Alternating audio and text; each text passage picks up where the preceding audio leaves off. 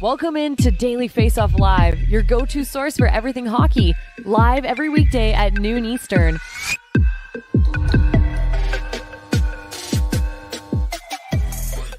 Happy Monday, hockey fans, and welcome into a new week of Daily Faceoff Live, brought to you by Betano. The game starts now at betano.ca. Futures bets, every game you could dream up this week in both the NHL, NFL, NBA. They got it all covered at Betano. 19 plus. Please play responsibly. I'm Tyler Yaremchuk. He is Frank Seravalli.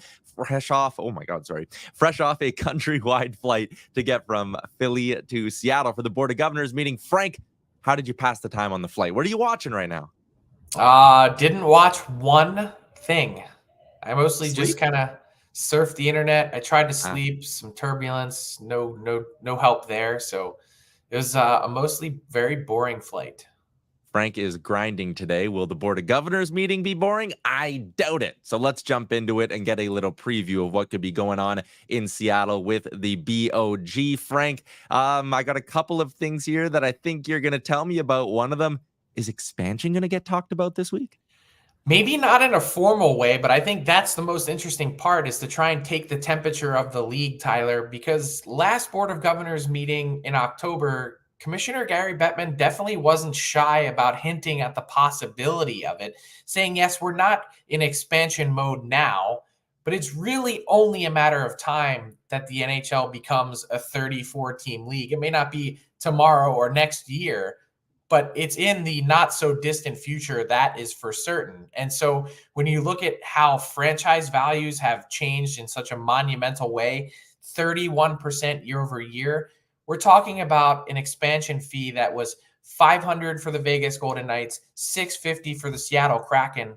We're talking $1.2 billion as an entrance fee into the league, which, by the way, players don't get a cut of. And the two newest teams don't get a cut of. So you take the 30 original teams, so to speak, and you divide that $1.2 billion up, and that's for one team. All of a sudden, that $2.4 billion becomes pretty intoxicating. But I think first, and one of the undercurrents of this Board of Governors meeting, is certainly what's happening with the Arizona Coyotes. In what way? Are we talking about a team that's maybe getting close to figuring things out in Arizona, or do you think maybe some governors are running out of patience with this whole thing?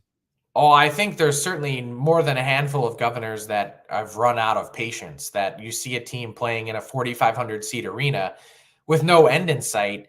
That's a revenue suck, not a revenue draw. And I know people will say, oh, but they exceeded what last year's or the last full season in jobbing.com arena. Okay, well, that doesn't matter because, 5% more of nothing is still nothing. So on a grand scheme, the NHL needs to get back to a spot where all 32 teams are currently producing strong revenue, and the Coyotes are a significant outlier. So they would sort of lend you to believe that they're getting close to getting a new site together for a new arena. I'm not sold on that. Tony over in the YouTube wants to know if maybe there's going to be something talked about in terms of protection of players, cut-proof equipment, things of that nature, neck protection. We're starting to see, obviously, with the tragic passing of Adam Johnson, a lot of players start to wear neck guards as well. Is the league going to maybe look at something more mandatory? By the way, the IIHF earlier today mandated the use of neck protection for all tournaments moving forward, not just the World Junior. So that was a big step forward for the double IHF. This isn't a sort of hockey specific meeting, if that makes any sense. It's the owners and the presidents from around the league. It's not the GMs. So that was talked about a couple weeks ago. I'm sure it'll be discussed at some point. But when you look at the overall state of the game, that's sort of what's discussed here. So there will be some salary cap discussion for sure, some different business things that pop up. We mentioned the sort of undercurrent of expansion. Will the temperature be taken of the room? Things like that really kind of shape these quick 2 days of meetings in Seattle. Don't think we had a chance to talk about this on Daily Faceoff Live, but you had Marty Walsh on your latest episode of Frankly Speaking, and he had salary cap news as well, right? He said $5 million bump for next season? Yeah, it's not exactly news. It's actually written into the current CBA and the MOU that the salary cap, if the debt is paid off, will increase by 5% next season. So 5% of $83.5 million, unless it's negotiated for more. Interesting stuff. Frank will have us covered on dailyfaceoff.com, everything that breaks out of the Board of Governors meeting. Let's talk about what we saw on the ice this weekend, Frank. A couple of teams out east that have continued to struggle. You see a picture of Dylan Cousins of the Buffalo Sabres there. He had some interesting comments after the team's most recent loss, where he talked about how many shot attempts he had and said, listen, I get paid a lot of money to score. I'm not holding up my end of the bargain. There's a lot of guys on that Sabres team not holding up their end of the bargain right now. They have lost 3 in a row. And I go, whenever there's a team that had expectations that struggles, Frank, I go look at the surface numbers, right? What's their shooting percentage? What's their save percentage? Their shooting percentage is actually up in the top 10 of the league. This isn't really a team that's just been unlucky. And perhaps what's more concerning, Frank, it's the eye test for me. This is a Sabres team that just doesn't look very motivated right now. Yeah, I don't know if motivated is the right word. They don't have the same jam that they had last year, and that part really sticks out to me. Like last year, they looked like a team that was intense. They were in the fight. They were competing. They were not an easy out, and I think too often to this point this season, they've been a team that's been easy to play against. And are they going to have hiccups? Of course they are. They're, development, it's hard to do at the NHL level, and it's not a straight line. But when you look at where the Sabres are at, and I definitely have real concerns for a team that I thought would be a playoff team this year, just throw back up that board again. Goals for, 23rd or 24th. Power play, 25th. Goals against, 23rd. I mean, these are below mediocre numbers. These are closing in on the bottom quartile of the league, and that's not going to get it done for a team that wanted to be in the mix to make the playoffs this year. And I think the hard part for me is, well, what happens next? We know that they were in the hunt for Patrick Kane. They didn't land him. But I can't help but look at a team like Vancouver and how aggressive they've been, making 5 out of the last 8 trades in the NHL to try and improve their team on the margins, to go from a non-playoff team, which the Sabres were last year and only by a few points, to being in the mix. So the Sabres had playoff aspirations, and they look like they're a far ways from that. The New Jersey Devils had Stanley Cup aspirations, Frank, and granted, they've battled some significant injuries this year. Jack Hughes missed time. Nico Hischier missed time. Now it's Dougie Hamilton who's on the shelf for the foreseeable future. But, I mean, just with where the bar was set this year in New Jersey, to look at this team only having 23 points in 22 games, to look at how the goaltending's kind of gone, I mean, that goals against per game, 29th in the NHL, Frank. They can't outscore their problematic goaltending, and I'm not sure if it's going to get better. Am I right or wrong in my concern in that area? No, I think you're right. And I think the level of concern for the Devils is pretty significant, because you were already asking a lot of your defense core. Now you take Dougie Hamilton out for the foreseeable future. A torn pec muscle is no joke. So he's on the shelf, and I already thought that their defense was swimming upstream. And then you look at the goaltending and you say, I don't really have a ton of confidence in Vitek Vanacek. Akira Schmid still has a long way to go. And you look at those two guys and you're, who's going to bail this team out? Who on this defense core is going to step up and help right the ship? It's great that, and it's exciting that you have someone like Simon Nemec step into the lineup. And I thought he looked great, the other night when he played. But that's a huge ask. And I think you're taking these things and you're mashing them all together and you're saying, can the Devils make the playoffs? Yes, they can.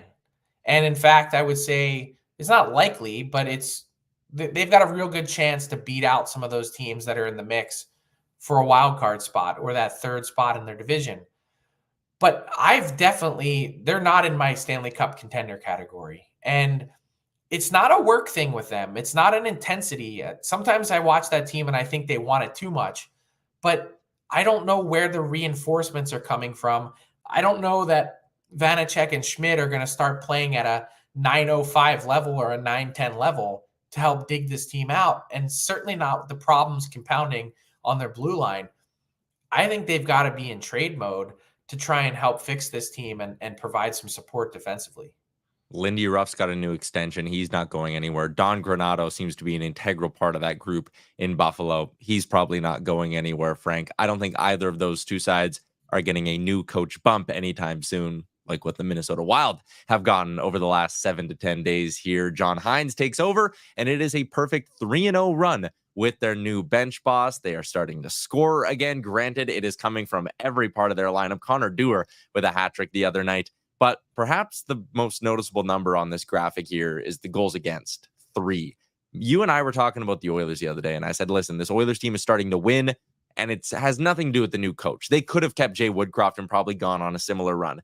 I'm looking at this Minnesota Wild team get a bit of a bump since their coaching change, but I'm going, they could have gotten this bump under without the coaching change because they're just getting the goaltending that they honestly probably should have been getting all along. 3 straight games with exactly 1 goal against. That's been the driving force here for me. Well, leave that board up for a second, Gav. And the reason why they're 3-0 to me is the last number, PK.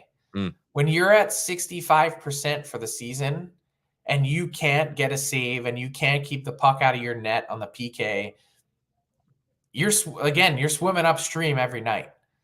You're fighting a losing battle. And so I look at this team, though, from a 30,000-foot view, and I think they probably would have had the same changes that you're seeing from, John Hines now, that they would have gotten under Dean Evason. Matt Boldy scores. He had 30 goals last year. He had 1 or 2 under Dean Evason this year. Like, at some point, that was going to change. And now that has started to shift. And suddenly everyone kind of starts to play better. They make subtle little tweaks. You're not overhauling your PK in a 3-game span, a 1-week span, but little things can go a long way. And so the coaching bump has been nice. I guess we'll see at the end of the year whether they really needed to or not, or does this team settle back into some of the old issues that they had. I get why teams make the move. I'm not entirely sold that they needed to. Yeah, and I think that was exactly my point there. You mentioned the PK. I mean, good PK numbers and good goaltending also go hand in hand, right? Frankly, of course. I know structurally they look a little bit different, but like your goalie's got to be your best penalty killer too. So, I mean, I just wonder if things would have just naturally turned around in both Minnesota and Edmonton. Regardless, 2 teams back on track. You mix in Chicago Blackhawks too, like that'll help in terms of trying to feel good about where your game is. Yeah, without a doubt. So Minnesota looking to get back in the mix, 3 wins in a row. That will certainly help. Let's play our little Monday game. Frank, it's time for some fair or foul on Daily Faceoff Live. And you see the guy in the picture at the bottom? That's Artemi Panarin. He's coming off a hat trick against the San Jose Sharks. 5 goals, 9 points in his last 5 games. He is keeping up his strong start to the season here as we head into the second quarter of this campaign. Here is your first fair or foul. If the season ended today, Artemi Panarin, Hart Trophy finalist. Fair or foul? Fair. I think he's been that good. I think the point streak to start the year has been that good. I'll throw another guy into the mix. Nikita Kucherov has certainly been toward the top of that list for me. You can pick one of the Canucks guys if you're so bold. But I think Panarin has been electric to start this year. And there's just been like a really nice connection between Peter Laviolette and Artemi Panarin. You think back to Gerard Gallant and his tenure in New York, and he was always kind of like needling at Panarin. Like, I need more. I need him to play with structure. I need this. I need that. And it was like, that's not going to help get him where he needs to go. And when you hear and listen to Peter Laviolette talk about the way he's built up Panarin and views him as part of their overall success, I just think that breeds confidence and success for one of the very best players in the league who's gotten to another level this year. Ever since Panarin left Chicago, he's always been like an assist guy, right? Like he had a couple 30-goal seasons with the Hawks. And then since then, just 1 30-goal campaign since he left Chicago. Always an assist guy. And one thing that stands out just as I read his box scores from this year, Frank, he's shooting the puck like crazy. He's averaging almost 4 shots a game this year. 89 shots in 23 games. Last year, he had 204 shots in a full 82-game campaign. It's fascinating to see talented hockey players like this. It just clicks that like, oh, if I shoot the puck, I'm very good and I will start scoring goals. Let me give you a fair foul. We didn't talk about this before. Yep. The New York Rangers are the best team in the East. Fair or foul? I think it's fair, and I've been saying that I think for a week. I think this team, when you look at them on paper, we probably should have been higher on them. Vezina caliber goalie, Norris caliber D-man, and a top six that can hit you in a bunch of different ways, especially with someone like Alexis Lafreniere starting to look like a legit top six guy. They're good. Very good. Yeah, but think about all the injuries that they've had this year. That's the craziest part, is that they've been this good with all these guys missing at varying points. All right, Frank, second fair or foul for you. Let's head out west. Our friends over at moneypuck.com have the Arizona Coyotes at a 68% chance to make the postseason. Fair or foul, Coyotes are a playoff team. I think it's fair. I mean, I think you want to look at this start and say that there's a lot trending in the right direction. I think, will they ultimately get there? They've got to fend off some pretty good teams, I think. Like, you look at the Wild now, 3-0 under John Hines. Like, they're not very far away from the Coyotes in the standings already. And the Edmonton Oilers have won 4 in a row. I mean, how long until they rip off 9 out of 10 games? Those are the teams that I'm worried about the Coyotes fending off. If it means competing with the Blues, the Preds, the Kraken, I think the Coyotes have already shown that they're in that class of team. But I think 68 or 69% sounds pretty high to me. Yeah, it seems a tad high. Like, before I looked up the numbers, I was going to float you 50-50 as the chance. And then when I saw 68, I was like, oh my God. But the true Arizona Coyotes experience, I guess, in the first 15 minutes of this week's run on DFO Live, we've talked about relocation and playoff chances with the Yotes. Let's get to our big segment for today. It's the Coach's Room with Jon Goyens. Always a pleasure to welcome Jon back to the program. As always, it is delivered by DoorDash, where for a limited time, our Canadian listeners can get 25% off and 0 delivery fees on their first order of $15 or more when you download the DoorDash app and use the promo code NATION25. Jon Goyens, every week we task you with going out and finding us a good coaching breakdown topic. And this one, it's juicy, if I'm being honest. It's the Pittsburgh Penguins power play. They go out, make the big splash. Erik Karlsson comes to town in the summer. And yet through 20 some odd games, it feels like there's maybe a chemistry problem in Pittsburgh. It seems that way. And I get tasked with, presenting and critiquing, but I think it's very fair that a power play that's loaded with future Hall of Famers is just not clicking. It's just not clicking. Last year, they were 21.7% on the power play, 14th in the NHL. So what do? They go out and make a huge splash in getting Erik Karlsson, but it's just not working. And you could look at all kinds of categories, but at the end of the day, they're going to be measured on what? Does the puck go in the net or doesn't it? And, you got Malkin at 6 points on the power play right now. He's leading the team after 23 games. And that's just not good enough for a team that's supposed to be making another push into the playoffs. So, Jon, when you look at this power play, which has really struggled, especially in the last 10 games, and by the way, they were already tinkering with their units on Sunday at practice, throwing Letang back on that PP1 to go with 2 defensemen and 3 forwards. What sticks out to you as the area that they've struggled the most on their power play? Well, first, let's start on that fact that they're going to bring in Letang. They tinkered with that a little bit, going with three forwards and 2 defensemen on the power play, which a lot of teams don't do. But when you have an elite duo like Letang and Karlsson, why not? But at this point, Letang has played almost 50 fewer minutes on the power play than Erik Karlsson. And when you look at it, there's areas of their zone entries with successful play after is real low. It's real low. Their face-off wins in the offensive zone is sitting around 19th or 20th. But more importantly, it's the shots and the quality of shots. And another stat that, let's take it even a step further, there's 0% on the power play in the last 10 games. They're actually negative 7.7% on a net power play because of the shorthanded goals against.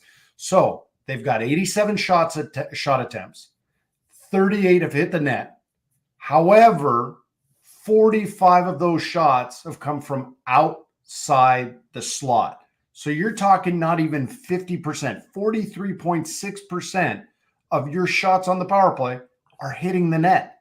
you're not going to score. You're not going to generate a lot of confidence or generate a lot of momentum, let alone putting the puck across the line. So let's break down some film here, John. What else are you noticing with this Penguins power play, both in terms of what's not working, and is there maybe some things you're looking at and going that could give Penguins fans hope? Yeah, and before we fire up the video here, I specifically looked at clips that included losses against Carolina, where they lost with an empty netter. The Rangers 1-0, Buffalo 3-2, Nashville 3-2 in overtime, and Philadelphia recently, where they went 0 for 5, including a power play in overtime. That could be a big game difference, right? They're 4-4-2. You score 2 power play goals in that sequence, and you're probably 6-4. That's a big jump in the standings. That's a big jump in confidence. So as we fire it up, I'm going to be the nice guy. I'm going to start with the areas where I think it's just missing a little bit. Here's that Crosby first post little redirect. He and Chris Kreider are awesome at doing that. So that's within an inch of going in. Here they're going to draw Buffalo out of position. They hit the pocket so they could freeze. And now you got Sid the Kid taking this 1T. We've seen him score here for years. A matter of inches, it's in the back of the net. Now they get some movement going around. Watch Crosby. He's just going to sneak to the inside and get that little redirect. Again, it's a matter of inches, and there's way more. Here there's a double clutch, a slight hesitation on a bobble puck, yet here is a rebound. Boom. Philly goalie's got to make a hell of a save. So they're showing some moments here when they move the puck quickly, when they jump into space like Brian Rust right here, and they get those quick strikes, they're going to generate opportunities. And even on their second power play, broken play, steal, Riley Smith, we all know, probably one of the more underrated guys in the last 8 years in terms of his skill set and his effectiveness in many facets of the game. And one other element that Pitt has started to do is quick strikes off the power play. And again, one bounce goes slightly askew, and all of a sudden it's not in the back of the net. So now there's a little bit of hesitation, right? Right here, he sees the lanes wide open to Malkin. I've talked about underhandling pucks on the power play. He overhandles, windows closed. We talk about shooting from high percentage areas or creating 2-on-1s. You got a backdoor play. Nylander forces the stuff in.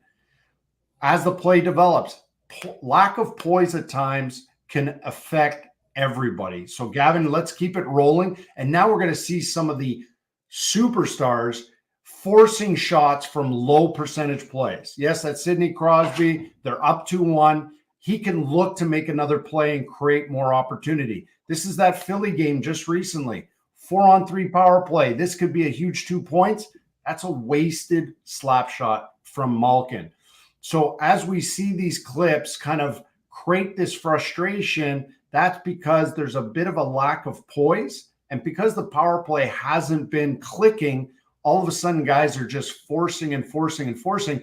And it's not the regular cast of characters that you would think would maybe lack poise, which is now restraining them from really showcasing their skill set. Here's a 1T from the power PP2, and it's just a wasted 1T. So they've got to get back to creating 2-on-1s, creating quick strikes, and they got to have way more swagger because people still fear those guys when they jump on the ice. Yeah, it's so fascinating, John, to see the frustration come out in some of their stars.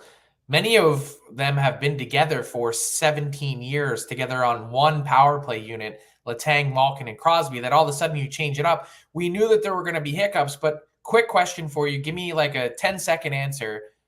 If you were to design the ideal Penguins power play unit for today, which 5 guys are you using? I might honestly, for a nice 5-game segment, put Chris Letang out there. I'm not going to lie. I know him and I've worked with him. But the thing is the power play, that group has been more effective with him than without him. Then maybe let Carlson wander around to the weak side goal line and play the flank and have flanks with Malkin on one side and Carlson on the other side, and then get Crosby wandering. That's when he's at his best. So I think that would be the best thing. And then let their instincts and their talent take over and take charge. They'll have ownership on it. It'll be interesting to see if Pittsburgh can turn it around. A hot power play could certainly help them get back in the mix in the Eastern Conference. Always good stuff from you, Jon Goyens, every Monday here on the show with the Coaches Room. We'll chat with you again next week. Have a good one.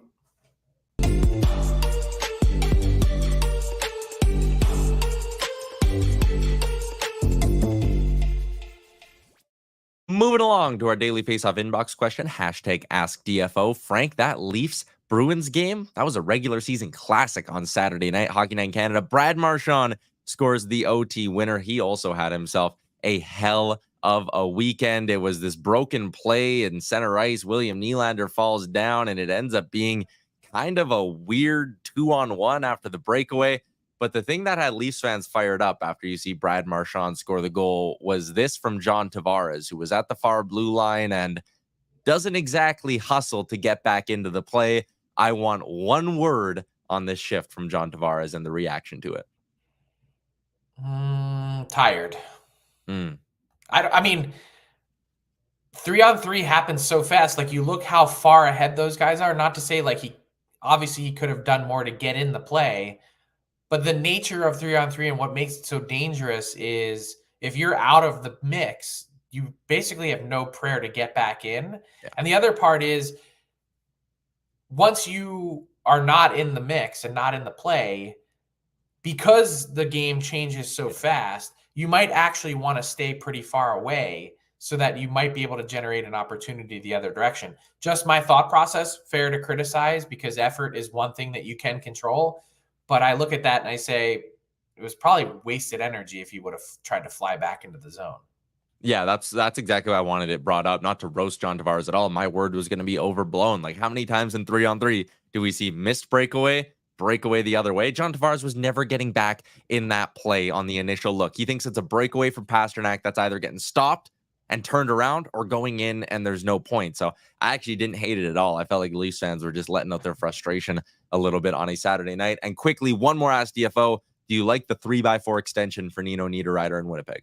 Yeah, I think he's the perfect sort of no maintenance player. He's a nice secondary scoring piece. $4 million isn't going to break the bank. And I think if you're Winnipeg, anytime you get someone that wants to stay and you like the fit, do it because it's hard to acquire guys that want to be there. All right, let's move along to our Betano daily bets over on Betano.ca. A couple of plays for tonight. I'm going to call them half-unit plays, though. Frank, the first one is the over between Dallas and Tampa. The Stars lit up the Bolts over the weekend, and I kind of like them to get some offense going again. I don't think Tampa Bay's offense is going to be kept at bay for back-to-back games. Obviously, they just scored the one goal, so give me the over at almost even money between Dallas and Tampa. And then there's Montreal taking Seattle. Seattle just 3 wins in their last 10, and you're saying, Tyler, Montreal only has 3 wins in their last 10. Sure, Montreal's been a hair better at home, though, than on the road. Seattle, not a great road team this year.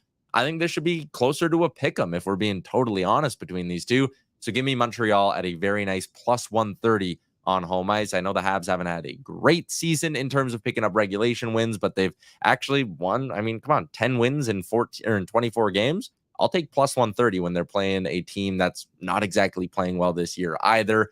Which brings us to garbage time, Frank, which is brought to you by Wendy's and the Wendy's Daily Faceoff Survivor Pool. Whatever your picks are, it's all about finding the right combo. And here's the big secret to lineups, Frank. Wendy's likes to say it's surreptitious, just like their new limited edition chicken strips and French toast sticks. I need to give a shout out here, Frank. There were 7 people out of the 500 and some that entered last week that managed to go a perfect 4 for 4 and will win a prize from Wendy's. One of them is my brother-in-law, Kelly, who was very excited yesterday. Definitely wasn't me or you because we can't get out of the first day. But it all resets today. Yeah, new week. Let's go. New week. Giddy up. Garbage time for me, Frank. A couple of players hit the 1,000 game mark over the weekend, both doing it in very interesting ways. You had Matt Duchene on one hand, getting to 1,000 with a handful of different teams working his way through the league. And then there's Victor Hedman. Our pal Uffe Bowden up at dailyfaceoff.com wrote a great piece on Victor Hedman and noted that back in his first NHL game, he played north of 26 minutes. That is absolutely mind-blowing. Also, the Tampa Bay Lightning shared a great story. Hedman's father wrote a nice story on his son hitting that 1,000 game mark as well. So a great moment for Victor Hedman. I mean, a draft pick that just worked out way better than you could ever imagine. Second overall in 2009, and he's become, maybe not the face of the franchise because of guys like Stamkos and Kucherov over the years, but an absolute mainstay on that Bolts team and a big reason why they got all those cup rings. Yeah, and a big reason why, if they're going to have any success this season, it's going to be on the back of Victor Hedman. Yeah, Kucherov has been great, and Vasilevsky will find his game, but Hedman's quietly back on the level that he should be after a down year last year. And so nice to see his game trending in a positive tip-top direction again. Absolutely. That is a wrap on today's edition of Daily Faceoff Live. If you're watching on that DFO YouTube, hit the like button before you close your window. For Gavin Turnick, Pat Puff, our two great producers, Jon Goyens as well for a great segment. Thanks for watching, and we'll be back tomorrow at noon Eastern. Thanks for tuning in to Daily Faceoff Live. Make sure you hit the subscribe button to never miss an episode.